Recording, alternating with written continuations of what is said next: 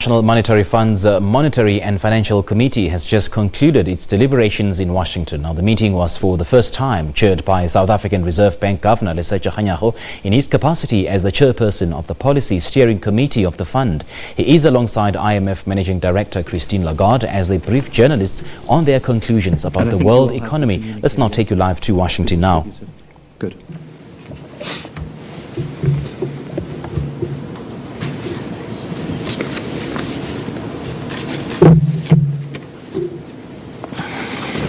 Take your time. Come on.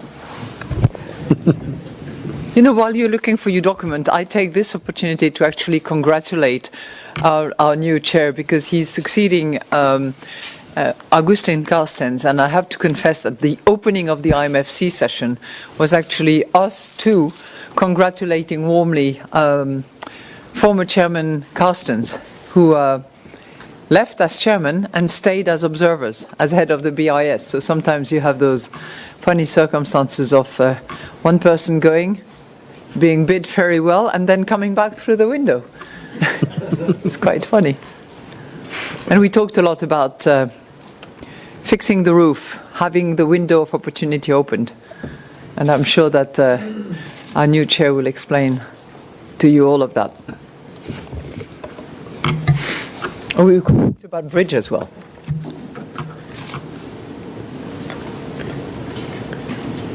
Yes, the bridges are working.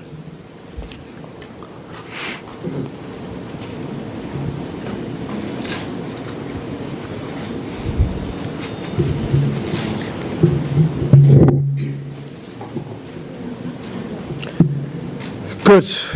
Now that this machine is working, we can start. Thank you very much, Jerry, and good afternoon, everyone.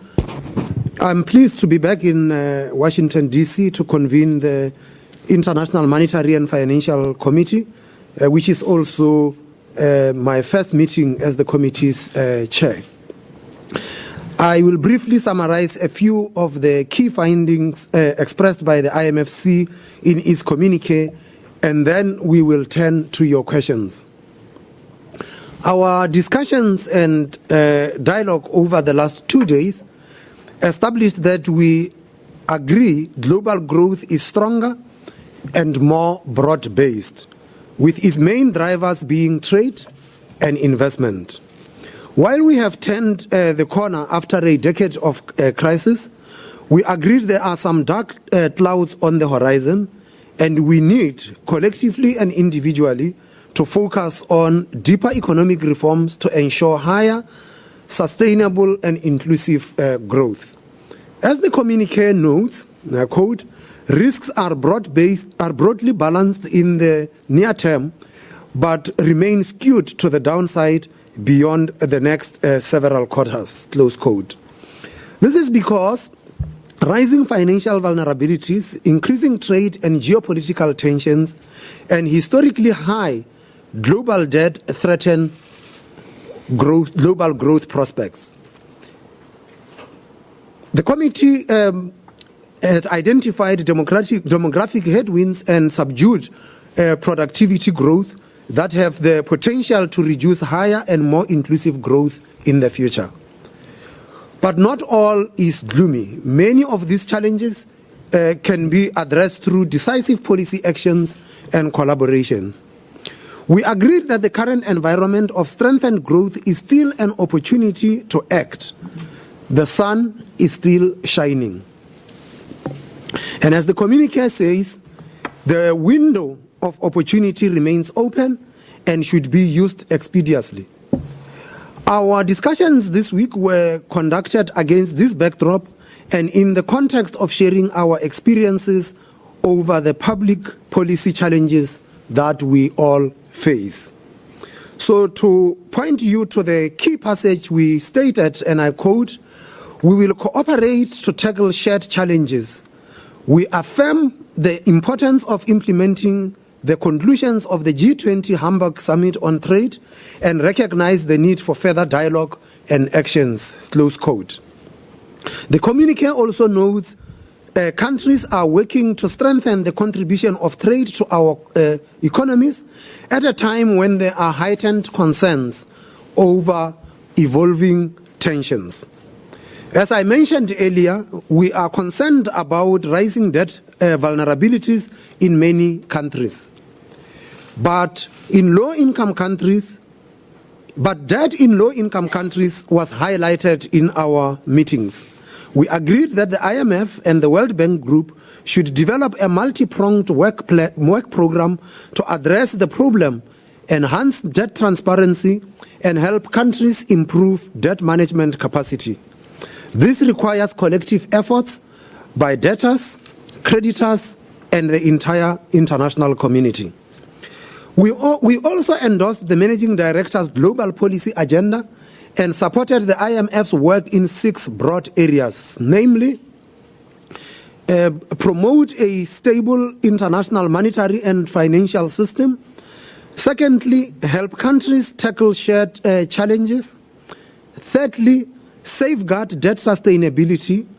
Fourth, enhance systemic resilience for higher and more sustainable growth. Fifthly, develop more tailored policy tools.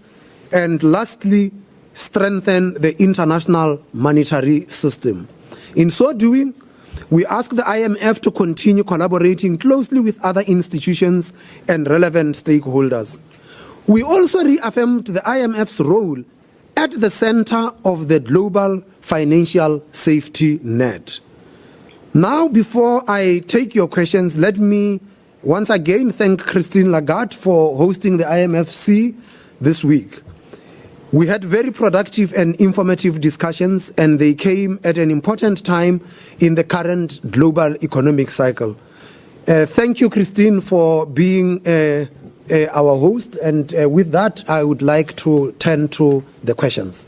Thank you very much, Mr. Chairman. So let's take a few questions. Please identify yourself by name and affiliation. Let's start with the lady in the middle here. Yeah, AFP. Thank you.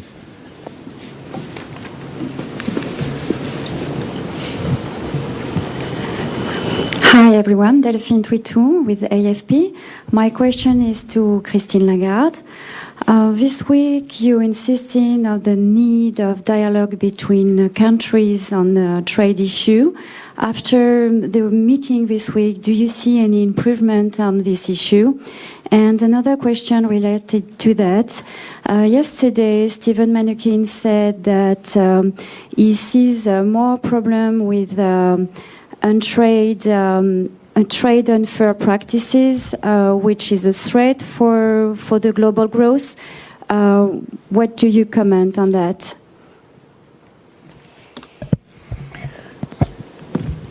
You go first. So I think there was, on the occasion of this meeting, a clear momentum towards dialogue. Our job as International Monetary Fund is to identify the links between trade, growth, stability, prosperity, and certainly I leave these meetings with a global policy agenda that points us in the direction of continuing to provide that level of analytical work, data, identification of issues, and we will deliver on that. Now, clearly, this is not the end of a process that has begun. I'm sure that discussions are going to continue. We will continue to provide also the level of data and information that is desirable. And we certainly hope, given the role played by trade currently in supporting growth, that this will not be an obstacle to free trade, contributing to better growth as we are seeing it now. Thank you very much. Okay, let me take Bloomberg here in the front row, please. Front row, thank you. Right here. Thank you very much. Enda Curran from Bloomberg News. A question for Madame Lagarde, if I could. Are the trade tensions being driven by anywhere else outside of the US? By what? Are the trade tensions being driven by anyone else outside of the US? You know, from my vantage point, all countries are keen to promote, support, encourage free trade.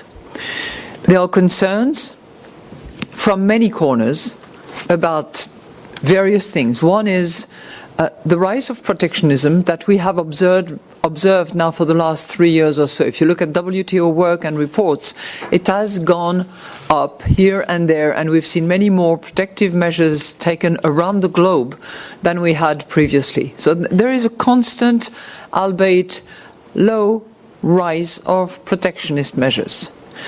In addition to that, from many corners as well, there are concerns about in a way, non-directly trade-related issues which impact on trade. And that has to do with the adequate protection of intellectual property, the level playing field of all operators involved in trade. And we all need to be cognizant of those issues. And my key concern as head of the IMF is to help in the process of resolving those issues before they escalate to a point where it would hamper growth, stability. I'd like to add very quickly say that the committee did highlight the importance of trade to the global economy. I think that importantly, the figures from the World Trade Organization has shown that growth in world trade had been accelerating through 2017, and during the course of this year, it's expected to accelerate further, and that is important to sustain the global recovery. Let's remind ourselves that in 2009, you actually had a contraction of trade by some 12.6%, and that contraction of trade actually did dent the global economy significantly. Understandably, it was right at the height of the global financial crisis. And so the acceleration in trade growth that we had seen over the past few years is a welcome development, and it is what is actually helping to sustain the global economic recovery. Thank you, Mr. Chairman. Financial Times, please, in the second row here. From the Financial Times, many countries see the US actions on trade, whether it's in NAFTA or on steel or on IP in China, as bullying to get their own way. And if they succeed in their operations, that it might show that bullying works. Is that your sense of where we are on the trade negotiations at the moment? Well, the IMFC was not a trade negotiating platform, but we did exchange views as the governors in both the fund and in the bank. What is in no doubt, as I had underscored, is that trade is important for the global economic recovery that we are experiencing, and that in our interactions and tackling the global challenges that we face, that we should continue to use the multilateral system that we have, that is also based on rules, and that we should preserve that multilateralism in dealing with the global challenges that we face. Thank you, Mr. Chairman. Any other questions? Okay, let me take a lady in the front row. Yes, ma'am. Thank you. Gülbin Yıldırım from Anadolu Agency. And my question is regarding the central banks in emerging and developing countries. So it seems like monetary policy and interest rates in emerging and developing countries have been dependent on the policy normalization in the United States and some other advanced economies. So it seems like we see an action here and then they react. Do you think that this dependence may play against emerging countries in the long run, in the medium and long run? Thank you. Well, I guess I am from an emerging market economy, so I must take this one. Let me state the obvious. Many emerging market economies are small open economies, which then means that developments in the advanced economies have an impact on the economic outlook in those countries, whether it is direct or indirect. And for us to understand that, we will have to take a step back. That when the advanced economies embarked on unconventional monetary policies, you experienced a surge in capital flows to the emerging market economies. And that did lead to some pressures. In some instances, it led to an appreciation of exchange rates, and which also meant that it contributed to improved inflation outlooks in many of those countries. As monetary policy begins to normalize, you've got to go back and ask yourself, what are the channels through which monetary policy normalization in the advanced economies will have an impact on the emerging market economies. Emerging market economies differ.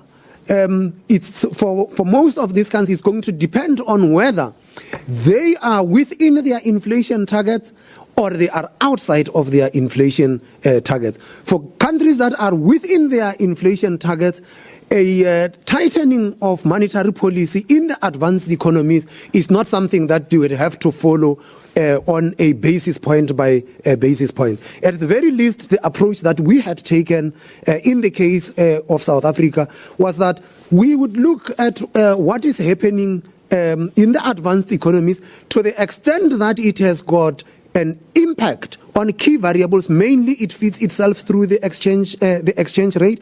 We would look at that and say, does it have immediate impact? And if it is just a once-off impact, we see through that. But if we think it would lead to second-round effects where inflation might start to go up, we react to that. I think that what we should be clear about is that you cannot make policy on the basis that this has happened in the advanced economies, and because this has happened with policy in the advanced economies, therefore I must do the following. It depends for each country where they are at that particular point in time, and that is what sets the context for the reaction in their policy response. Excellent. Was that going to be the last question? I think we have maybe two more. Oh, okay. Because I want to say something under embargo. Okay. All right. Very interesting. We will get there. Any other hands? Okay. Let me take the front row. Shenhua, please. Kangyago with China Xinhua News Agency. I have a question for Lagarde on follow-up on trade. Did the IMFC meeting particularly discuss the U.S.-China trade tensions, and what are the members' general views on this issue, and what's your advice for the U.S.-China government to address trade tensions? Thank you. Again, I would borrow from Winston Churchill.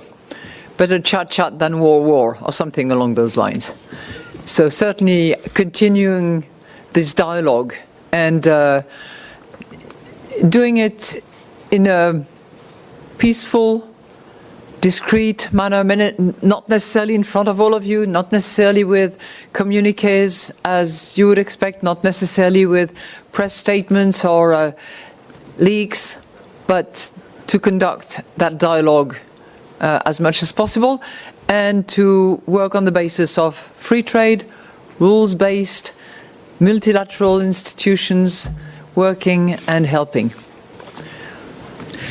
So this will be the last question, and in honour of the chairman, I want to turn to South Africa Broadcasting Corporation, please, and then we'll hear from Madam Lagarde. Thank you, Jerry. My name is Sherwin Briceby, South African Broadcasting. I have a question for both of you. Governor, I'll start with you, or as a chairman today. Part of my question that I wanted to ask has been asked by my colleagues, but there's this African proverb that talks about elephants. When elephants fight, it's the grass that gets trampled. And I wonder if you use any African proverbs in your communications or conversations with Steve Mnuchin, given his firm rejection of really what the narrative has been here from the IMFC as it regards protectionism. And Madam Lagarde, I'm sure you're aware that South Africa is among the most unequal societies anywhere in the world. And part of addressing that inequity, the country is engaged now in the possibility of land expropriation without compensation. 72% of land is owned by the white minority in South Africa. And I wonder if the IMF has a position from an economic perspective on a policy of land expropriation without compensation. Thank you. Shawin, thank you very much. I don't know what Mr. Mnuchin had said. The communique that we had released, to the extent that it talks about trade, it had been signed off by the entire membership. So when we say that there are rising trade tensions, it is the collective assessment of the committee that these things are. African proverbs are always very nice. But it would be very difficult to explain an African proverb from here. I think what I need to state, because you talked about the elephants, but the bottom line here, Shawin, is that trade tensions are not to the benefit of anyone. They can never, if there is a trade conflict, there could never be winners. We could all only be losers. And it is within that context that it is important that as a global community, we keep trade open, we ensure that we work within the multilateral system that we have to make sure that if there are disputes, those disputes are resolved. And I think that is, for me, what is going to be crucial. I guess on land, you directed that question to Madame Lagarde, because you know what my answer is going to be. Well, I don't know what the governor's answer is going to be. I would simply say that we have mentioned times and over the respect for the rule of law, and I would suspect that South Africa, being a very civilized, sophisticated country when it comes to the law, the rule of law will also be binding on all. And I would just maybe use a proverb. I have no idea whether it's an African proverb or not, but my recollection is it goes something like, trust grows at the speed of a coconut tree and falls at the speed of a coconut. Well, just very quickly, Shawin, you know that our constitution provides for expropriation of land. The clause in the constitution, which is clause number 25, spells it out very clearly, the purpose of expropriation, whether it is for land restitution or it is purely for land reform, or it is just for public interest, for example, the building of a road. It is a clause that is justiciable. The courts in South Africa had pronounced on the clause, and the government had made it very clear that if there is any expropriation, it will take place within the constitution. And what has also become very clear for us, the constitution does provide for expropriation of land, by the way, without compensation, provided that a particular test is met, and that test have been set out by our courts. South Africa is a constitutional democracy, and everything that takes place in South Africa takes place according to the constitution. We have got institutions that protect our democracy, and South Africans over the years have learned how to utilize those institutions to enforce their rights, but also, more importantly, to protect their own democracy. The rule of law.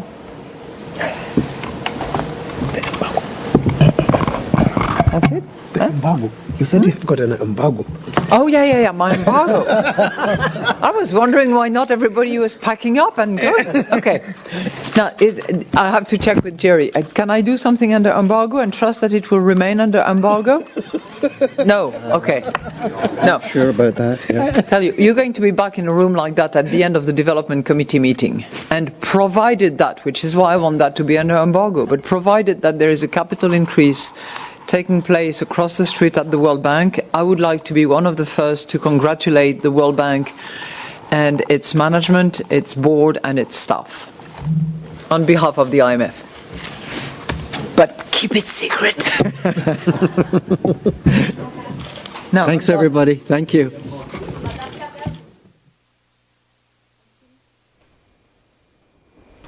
One very important development is that global trade will definitely rise this year, and the escalation of world trade has been highlighted as an important catalyst for global economic recovery. And trade tensions, of course, or trade conflicts are never beneficial to any society. They're never beneficial to any community. There are no winners in trade conflicts.